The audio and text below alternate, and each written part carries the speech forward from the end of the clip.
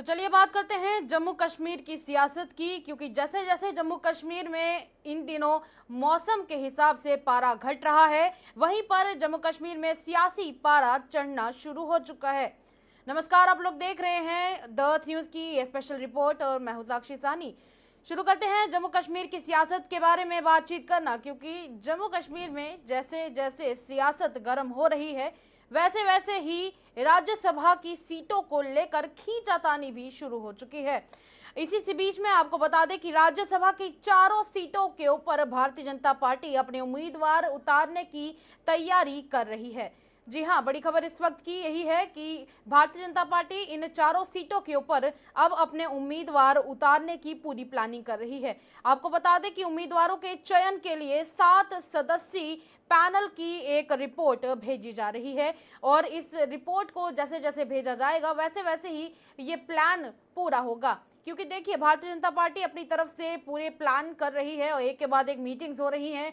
Bharatiya Janata party में ये जो दफ्तर है, सामने आप तस्वीरों में देख रहे हैं, इस दफ्तर में आना जाना लगा ही रहता है, क्योंकि इन दिनों भारतीय जनता पार्टी काफ़ी ज़्यादा बिजी है अपनी रणनीति का प्लानिंग करने में। और इसी के साथ आपको ये बता दें कि उम्मीदवारों के चयन के लिए 7 सदस्य वाली एक पैनल ने अपनी रिपोर्ट लगभग भेज दी है। और सबसे बड़ी खबर तो ये भी है कि चुनाव से पहले भारतीय जनता पार्टी के जितने भी विधायक हैं उन सबकी एक मॉक वोटिंग होने वाली है, जो कि इस बार एक नई चीज देखने को मिलेगी। देखिए, क्योंकि भारतीय जनता पार्टी के कई सारे ऐसे सदस्य हैं या फिर यूँ कहें कि कई सारे ऐसे विधायक हैं जो पहली बार चुनकर आए हैं, और ऐसे में राज्यसभा की ये जो चुनाव 24 तारीख को होने वाले हैं, पोलिंग होने वाली है, उसको लेकर किस तरीके की तैयारी है और किस तरीके का अनुशासन उनको मेंटेन करके रखना है, उसके ऊपर ही और उसकी प्रैक्टिस को लेकर ही ये एक मॉक वोटिंग की जाएगी। दरअसल बात करें बडगाम और नगरोटा की सीटों की, तो 4 नाम राज्यसभा के लिए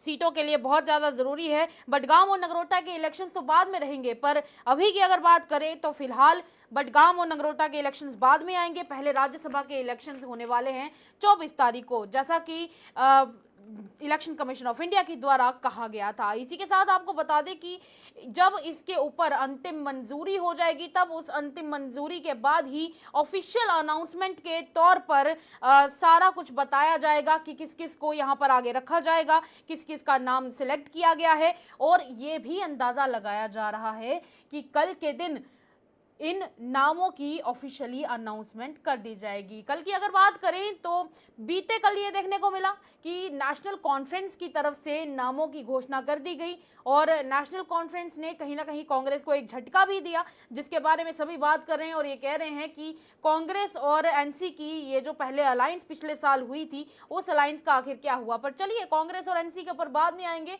बात है अभी भारतीय जनता पार्टी की तैयारी की और उनकी रणनीति की।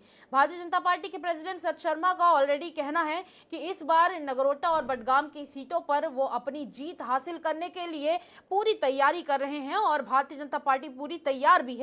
दूसरी तरफ आपको ये बता दें कि ये जो चुनावी प्रक्रिया के लिए मॉक वोटिंग होने वाली है, इस मॉक वोटिंग को इसीलिए रखा जा रहा है ताकि जो अभी एमएलए न्यू सेलेक्ट होकर आए हैं वो इस चुनावी प्रक्रिया को समझ सके, क्योंकि राज्यसभा की ये जो सीटें होती हैं इनके लिए ये एक दरअसल ये एक इनडायरेक्ट इलेक्शन होता है, और ऐसे में ही जो चुने गए एमएलए होते हैं उन्हें इलेक्शन प्रोसेस का एक हिस्सा बनना होता है।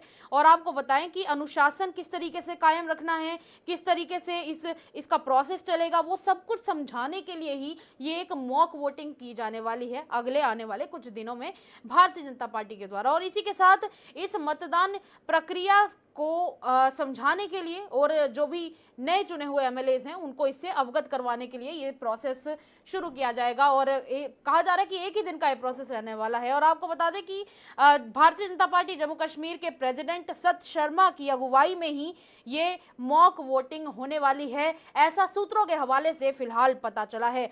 अब बात करें इस सब के बाद क्या होगा, तो वो भी पता चल चुका है। हमारे ऑफिशियल सोर्सेज ने कंफर्म करते हुए बताया है कि अगले एक आध दिनों में भारतीय जनता पार्टी जम्मू कश्मीर के प्रेसिडेंट सत शर्मा और केंद्रीय नेता होंगे कुछ, उनके साथ मिलकर भारतीय जनता पार्टी एक पत्रकार वार्ता करने वाली है, एक प्रेस कॉन्फ्रेंस करने वाली है, जब वो इस सब के बारे में प्रॉपर जानकारी देंगे। और हो सकता है कि ऑफिशियल नामों की अनाउंसमेंट भी उसी पत्रकार वार्ता यानी उसी प्रेस कॉन्फ्रेंस में की जाए। और इसी के साथ हो सकता है कि आगे उनकी क्या रणनीति रहने वाली है, क्या वो किसी और पार्टी का भी साथ लेने वाले हैं या नहीं लेने वाले हैं, ये भी जानकारी उम्मीद लगाई जा रही है कि इसी प्रेस कॉन्फ्रेंस में मिलेगी। देखिए, एनसी ने तो अपने पत्ते खोल दिए हैं एक तरह से, पर भारतीय जनता पार्टी के लिए भी अभी पत्ते खोलने में समय है और भारतीय जनता पार्टी अभी भी विचार कर रही है, क्योंकि एक तरफ नगरोटा और बडगाम के इलेक्शंस हैं, दूसरी तरफ ये 4 राज्यसभा सांसदों के लिए इलेक्शंस हैं जो पहले होने वाले हैं। नगरोटा और बडगाम वाले तो बाद में होते रहेंगे, पर मीटिंग्स का सिलसिला अभी भी जारी है। आपको ये बता दें, भारतीय जनता पार्टी के सभी एमएलए 28 के 28 एमएलए को श्रीनगर बुलाया गया है। जी हाँ, जहां पर उनकी मीटिंग्स लगातार चल रही हैं। कुछ मीटिंग्स यहां पर भी चली हैं। बीते दिनों देखने को मिला कि भारतीय जनता पार्टी जम्मू कश्मीर के कश्मीर का साथ देने के लिए भारतीय जनता पार्टी के नेशनल जनरल सेक्रेटरी तरुण चुग यहां पर पहुंचे और उन्होंने राज्यसभा के चुनावों के लिए और दूसरी तरफ नगरोटा और बडगाम के चुनावों के लिए, दोनों के लिए बातचीत की। एक से दो मीटिंग्स प्रॉपरली कंडक्ट भी थी और उन मीटिंग्स के दौरान सारी रणनीति को यहाँ पर प्लान भी किया गया और उसका एक रोड मैप भी बनाया गया कि किस तरीके से राजनीति में एक के बाद एक कदम रखा जाएगा। और उस दौरान अगुवाई कर रहे थे और कोई नहीं बल्कि भारतीय जनता पार्टी के नेशनल जनरल सेक्रेटरी तरुण चुग। अब देखना यह होगा कि ये जो मीटिंग्स अब श्रीनगर में हो रही हैं उसके द्वारा और उसके बाद भारतीय जनता पार्टी अब क्या नया हथकंडा अपनाने वाली है इन इलेक्शंस में और किस तरीके से जीत को हासिल करने के लिए एक के बाद एक पॉलिटिकल अपनी तरफ से उम्मीदवार सामने उतारने वाली है। क्योंकि देखिए, अभी राज्यसभा की सीटों की बात करें तो वही नाम सामने आ रहे हैं। सबसे बड़ा नाम रविंदर रैना का सामने आ रहा है और भी कुछ नाम हैं जो आगे आ रहे हैं, पर लोगों की क्या राय रहेगी और जिन नामों को लोग इन सांसदों की सीटों पर उतरते हुए देखना चाहते हैं, क्या वो नाम होंगे भी या नहीं होंगे, ये देखने वाली बात होगी। पर जिस तरह से मौसम का पारा घट रहा है वैसे ही यहाँ पर सियासत का पारा बढ़ रहा है। चलिए, ऐसी खबरों के लिए द न्यूज़ को लाइक और फॉलो करें। हमारे साथ इस तरह की रिपोर्ट्स के लिए बने रहिए।